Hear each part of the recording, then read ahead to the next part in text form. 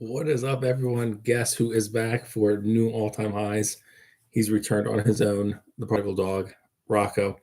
What's up, buddy? You returned for 6,800 S&Ps. So that's a little special treat. Also, everyone has the most assets they've ever had in human history. Congratulations. Let's get to the charts. Happy Friday. What a day. A little bit of a slip up towards the afternoon. We'll take a look at the charts.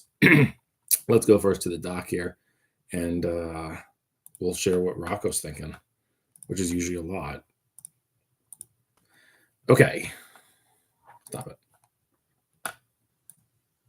All right. So today, a big, interesting day. The Dow and utilities higher by 1%. Those are the areas they leapt into today. Airlines jumped up 2.5%. You saw some of these airlines up big time as more new all-time highs for. Take a breather. SPY, QQQ, XLI, which is the industrials, DIA, which is the Dow, XLK, which is tech, semis, and SMH, and XLG, which is the best fund of all time, essentially, in the extra large or the S&P top 50. And really, what I really especially like stepping back and doing the Friday show is really seeing what the whole week was like. And this is what this 5 days was like. If you recall, 2 weeks ago, we had a very scary bearish engulfing candle, and then we had a big collapse in gold a couple of days ago. And really, when you step back, what this was a big rally in the energy units. Now, energy is getting a bit of that squirrel getting a nut here with a 9% approximate rally in both natural gas and oil. We'll take a look at those charts with a big 11% collapse in volatility, new all-time low in VXX. Today, we foretold that literally about last week. We said it was incoming, and then it outperformed with that spike 2 Fridays ago. So we'll take a look at all these meaningful charts today, beginning with SPY. Today, we had a number, an inflation number this morning. The market liked it. Here, let's get to the doc here, or the dashboard panel, rather. Boop. All right, so first, before we get into that, we'll get some individual names. Tesla gave back 3.5% nearly after their earnings yesterday. The stock is still absolutely doing tremendous, up 67% year over year. Absolute superstar after it held at 330 level 100 points ago. The Q's, one of the leaders today, up 1%. NVIDIA up 2%, AMD a monster day, up 7.5%. Stock has been absolutely on a massive tear. They had a deal announced with being put into some computers, I believe, was the pre-market news. Apple adds 1.25. Stock looks absolutely sensational. Amazon adds 1.5. There's a catch-up trade there. Of course, remember these guys, a lot of them are reporting earnings in the next 7 days or so. Palantir up 2%. They signed a deal with Lumen. Google, a beautiful up 3%. Stock looks tremendous. They have earnings Wednesday. Small cap, a big day, up 1.25%. Micron up 6%. It's just a perfect stock, as is Broadcom, up 3%. And finally, Coinbase finally gets going, up a massive 10%. The stock is looking better and better, up 67% year over year, the same as Tesla. Okay, so here is the intraday tape. Here is the open. Here's the pre-market number with CPI. They liked it. It took S&Ps rounding here in SPY from 674 to 678.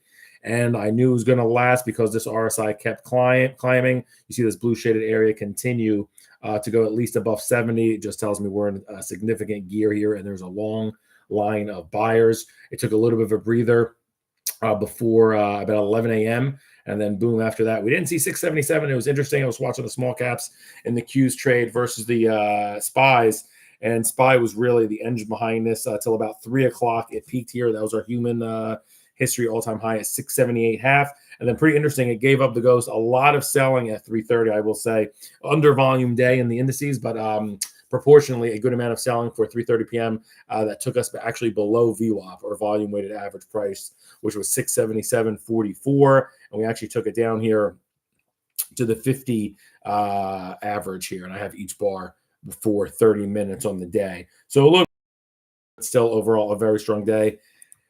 As I zoom out here, again, look at that carotene notes, all-time highs. Look at that gross bearish divergence here at 62 only. I do not like to see that immediately. And look at that, the sign of the beast is where the 21-day exponential is at 666. Just lets me know we potentially have gone too far in a too fast, but we could be revisiting 667 at some point. Still, as we've said, for the target, as I check my notes, still here, right around on or around November 5th, still looking for about 685. So from here, those are your risk levels. So upside about another, a tops 10 points. And to the downside, still, I just still do think you could get 11 points downside. And we'll see from there. But like I said, there's probably going to be a good amount of bullishness. The candle here overall looks good. Again, gross bearish divergence here, 62. Let's go into the charts and we will see some more. But just really an amazing market return. And my target for next year, end of year, is 8,500 S&P, or 850 essentially for SPY. So this trend continues to go. Still early innings in the CapEx expenditure for AI. And I think the concentration, which is 35% for the top 7 companies now, which is an all-time high, will benefit. You'll have big vomits like here. This bearish engulfing October 10th was one of the best things that could have happened to the market. Those that wanted to get out got out. And now we are allowed to chug higher. You had some vomiting there in the quantum computing stocks this week. That is very good. Now energy, we'll take a look at, is now starting to appreciate. Healthcare already has. You also had a similar vomit back here on August 1st. It happens about every 2 months, and then we chug higher. The market will continue to go, I believe, well into next year. Let's take a look at some doozies that moved today really in a big way. The first one here we'll just go to Papa Dow, the DIA. This was actually a multiple standard deviation mover, believe it or not, up 1.1%. Right here, that is a new all-time high, 472 in the DIA. Still the same RSI, 63. Don't like to see that. Lets me know that this respective ETF can get to 464, or about 8 points away, almost 2%. Could easily happen on a Trump tweet or something like that, or negotiation breakdown. Who knows how the market's pricing those in now? But it's a big week next week with mega cap tech earnings, as well as a Powell presser. So a lot to say there. But next week's going to be a busy week, so we will have catalysts to the upside here. For the Dow, I still like it for, like I said, it's obviously, of course, correlated with the S&Ps. I still like this through November the 2nd to the 5th. And it looks like it wants to hit its head on the ceiling right around that 476 level, or about 4% or 1% higher. So again, getting a little bit stretched. Don't like the bearish divergence, which is also existing here. But the momentum is very strong. This went to 473.25. They sold it off $1, but you can see more buyers than sellers there. And just an amazing, really specifically on the Dow, just especially strong recovery since the end of June. Once it cleared above 430, and you really start to get some crank here in the 200 moving average, and here we are, voila, at 470. They bought the Dow in a big way today. And another reason why is the utilities, up 1.1%. So it was an all-time high for the Dow. For the utilities, their all-time high came 8 days ago at nearly $94. Here we are today, up 1.1%. That's a really nice day for utilities, typically a low ATR or average 2 range or volatility stock.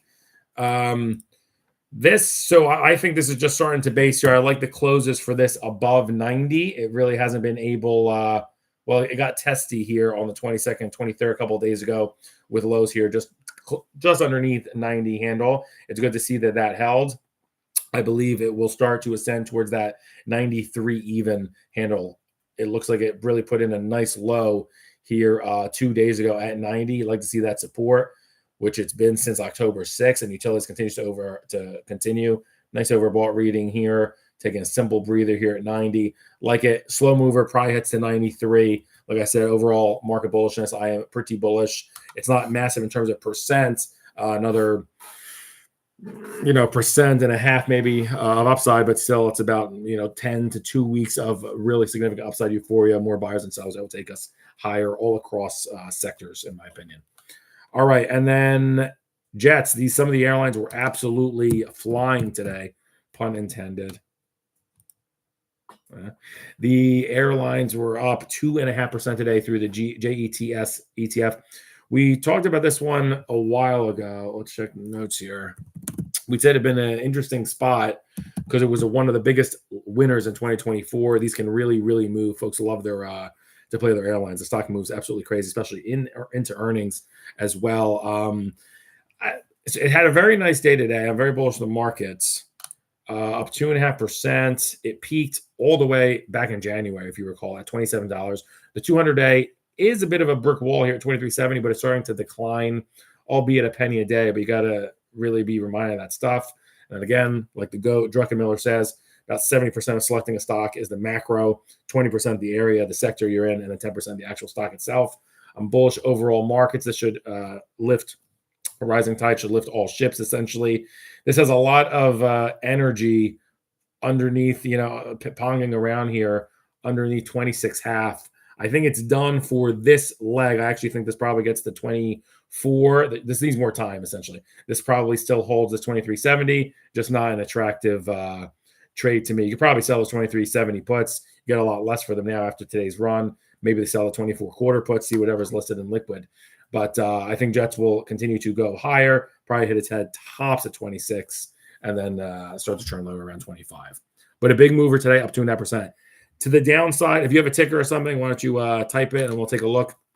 To the downside, absolutely no multiple standard deviation movers, just an absolute all-time high in the indices and nothing to the downside.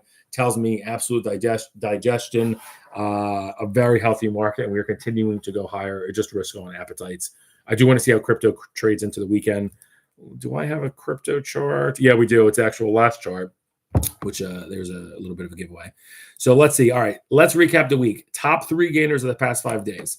Your number 1 gainer this past week, the number 1 in all of ETF land, was actually, believe it or not, natural gas, an absolute reversal off the 52-week low 8 days ago. But looking at the past 5 days, it had a huge jump here. Don't know if you guys saw, but on Monday, this gapped up 9%. So this was a massive amount of gains here. So up here on the past 5 days, up 9.5% is natural gas. I still think this has more upside, about another week or so to about 14 even. It'll probably get very close to, look at that, right at October 2nd, it touched 1407. That area, 14 nickel, has been resistant since July 23rd. So to me, that will be the next road, but it looks okay. Like I said, every squirrel gets a nut in this market. Everything, apparently, it's an own any and all assets market. Even natural gas has value. We'll see if Europe has power for the winter, for electricity. Anything like that could take this higher. Again, you also didn't get oversold on the lowest 52-week reading here on the 52-week low. Same way you want to see overbought at all-time highs and the divergence there, it gives way. You could have this go the other way as well. And look at that. It did go from 11.70 right to 12.70, which is $1 in a low-price stock. Pretty big move before it heads another $1, I believe, on its way to 14. So if you're long natural gas, I think you have another good week ahead, which gives some good diversification from the concentration that already lies in the indices. Best week in the ETF land belonged to that one. Natural gas up 9.5%. Congrats if you're in it. Number 2, oil. This is a big focus. This has been interesting. Oil, the second best week of any ETF. So totally an energy week between nat gas and oil. USO up 7.5% this week. I think it continues. Is very interesting. Right here where we are today, after a down 15 BIP day, is at the 200-day moving average. Essentially, so where we are today is exactly where sentiment is on the prior 10 months, reflected through price. And look at that RSI right at 56. It's at 3 out of 4 green days in a row here. I think this continues right till about $76. I think you get some vol expansion, but it still stays inside of those late September highs. I don't love the lower highs here. The 200-day moving average is still going lower. May spend a little bit of time here at 73.40. But I do think it probably has another, like I said, I'm pretty bullish all things for the most part. I think for another week, this will try and head towards $75, $76. So if you're in the XLE, XOP, USO trade, I think you have another week to go. Shell was making 52-week highs, and of course, some with the metal exposure, Rio Tinto, Vale, they were also making some big highs as well. So that market has turned.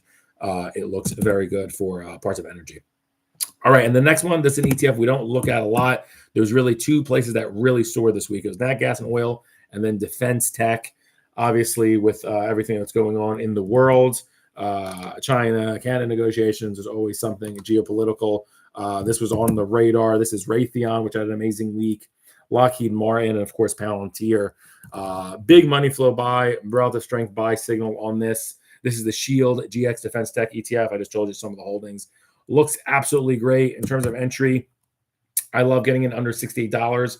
It closed right here at 68.32. See if on Monday you can get in under some volatility there, under 68 even. But this looks primed to go to $72, which is the just a hair above its 52-week high struck on October 8th at 71.5. So I do think it eclipses that. This looks very strong here. A good space to be in. And again, that's not just typical Mag 7. So a lot of different things cooking as that happens. A lot of different dollars flow to different parts of the pie, and it pulls everything higher, which gives me confidence in a higher market, especially going into the end of Q4. And that was the third biggest gainer this week was SHLD up 5%. So it was really nat gas up 9.5%, oil up 7.5%, and then this defense tech up 5%.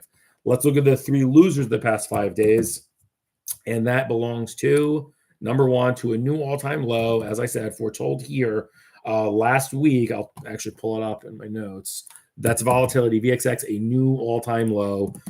Yes, it's a non-time series chart, and it's a little bit different how it's constructed, but essentially it is put insurance, what people believe on the market going lower. We peaked in that fear on April 8th. Perfect inverse of the market bottoming on April 7th, April 8th. VXX at that time was $91. You see, really, when the regime change happened was June 24th. Really, that's when S&P took a leg lower. Oh, la-di-da, look what happened. That's when VXX took a leg lower. Folks were not as concerned. Puts were worth less, not worthless, but worth space less.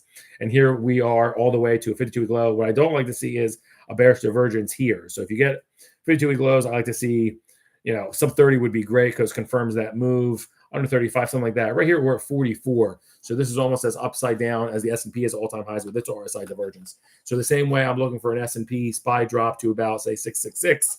Sign of the beast. Inverse here for VXX. We see a pop go towards, something like 35.5. So I think that makes sense to a lot of people. So VXX, though, as I said, will be in the penalty box for another week to right around that November 2nd to 5th area. Same as is the inverse of SPY, and I think for a low, I think it's headed towards about 30 even, which is another 10% from here. Why are we talking about it? Because it had the worst week of any ETF, down 10% this week. I think it continues again next week for another 10% reduction. The market typically does as well take a breath of fresh air after the mega cap tech earnings happen, and I think you're getting Apple, Microsoft, Amazon, Meta next week, and Google on Wednesday. So the market will know a lot more, and typically we're at highs as today. We're just, where we're headed. Next worst mover this week, we talked about it. It's one of your year-over-year winners. It's GDX. So this group peaked all-time highs here October 16th. All the rage, $85. And then look at this, quick fall. And this didn't even have a gross divergence. RSI was 74, and it still had a collapse, although this was very, very rich and overbought for literally 6 weeks. Absolutely crazy town. And we said buy on pullbacks if you're able, but let the dust settle. So now where are we? Give this a little bit of time. There's two different ways I look at this chart here. I love if you're able, and we talked about this a couple days ago when it was collapsing, this candle down 9% on the 21st on Tuesday. Entries under 70, if you're able, would be absolutely amazing. It tagged 70 of the day of the low. I don't think you're going to get that, so let's be realistic. The 21-day exponential is a declining $76. I think that'll firm up. Today it closed at essentially $73. I still think it's a good entry. It may be a little bit messy as beta sparks up and folks want to get long cap tech if they beat and they have AI guidance higher going into early next year, and then we're not going to be loving the gold miners as much. That being said, the trend is absolutely still durable. I have 85 target on this for just about Thanksgiving time. So that's a big percentage move from here. Jumping out to me is once it closes above $76. I still like where it is here. I'm looking at about the 75, maybe 83 call spreads. You could possibly do buy a December, sell in November if you think it's going to take a little bit longer. The only other thing I want to comment on is the RSI is just on the lower side. It's been, but that's a good and a bad sign.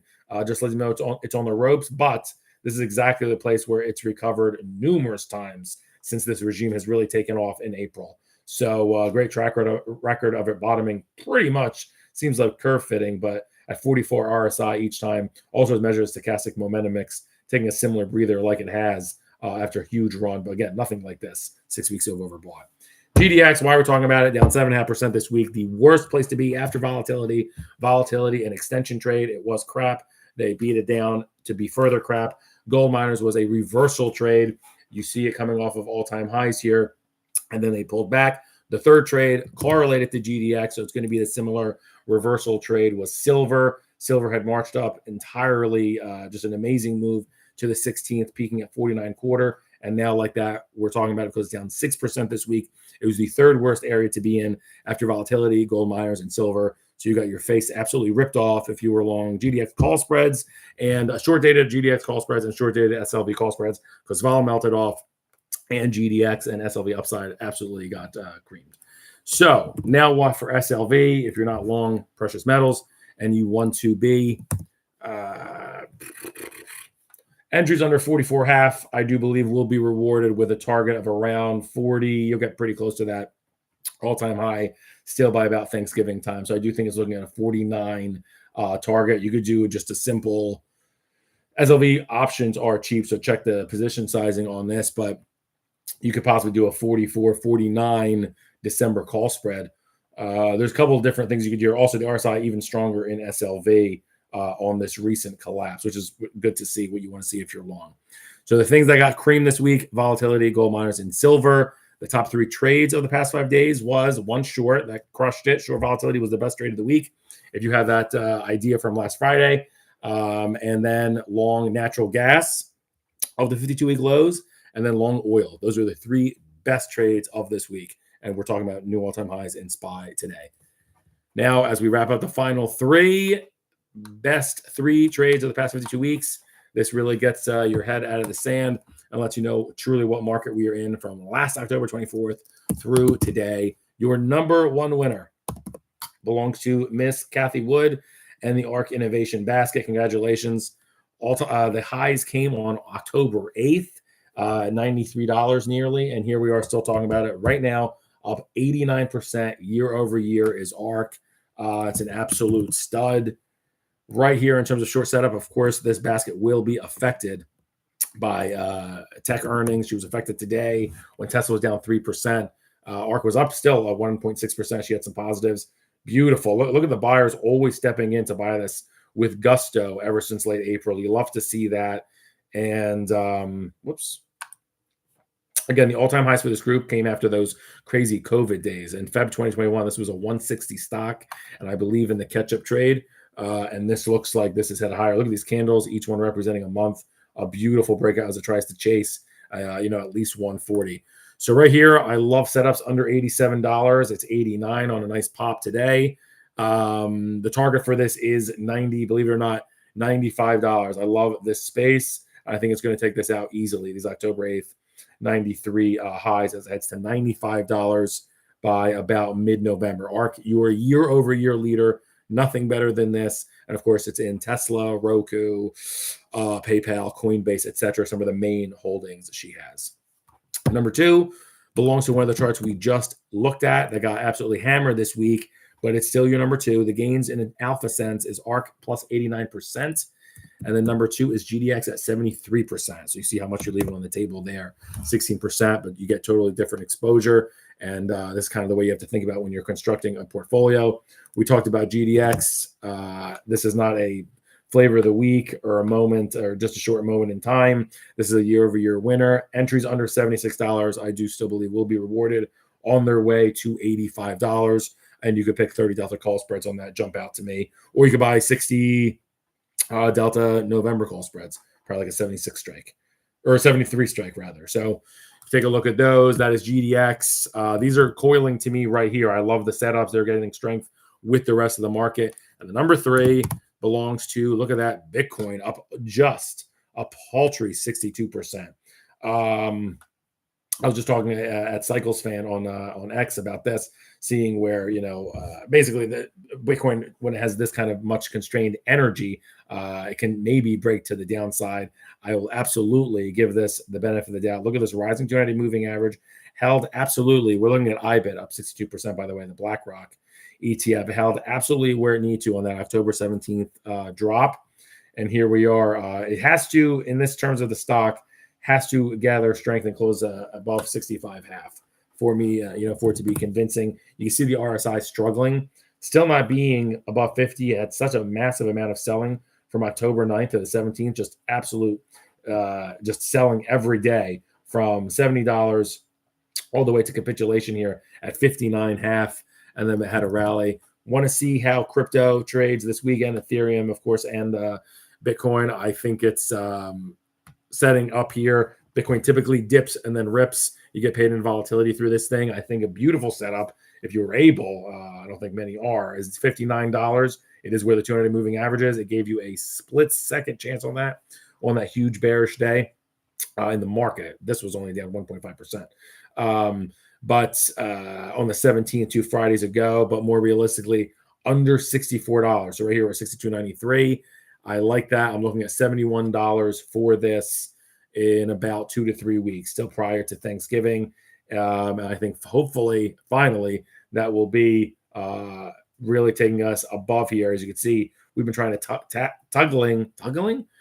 tussling with this level since mid-July, 69.5 here. Again here in August, and then you couldn't even come close to that in September, and then broke through small on a not even an overbought RSI, and then it collapsed to the 200-day, and then I move here towards 65. So has to get above 64.5 first. I think I'll trade positively this weekend with some fits and starts, and then you're looking at $71 in about 2 to 3 weeks time. Once you get those closes above 65, I think a 65, 71 December call spread could be appropriate, especially if this really starts to rip and you get some leverage into that way. Thank you for joining us. Hope you have a wonderful weekend, and we will see you next time.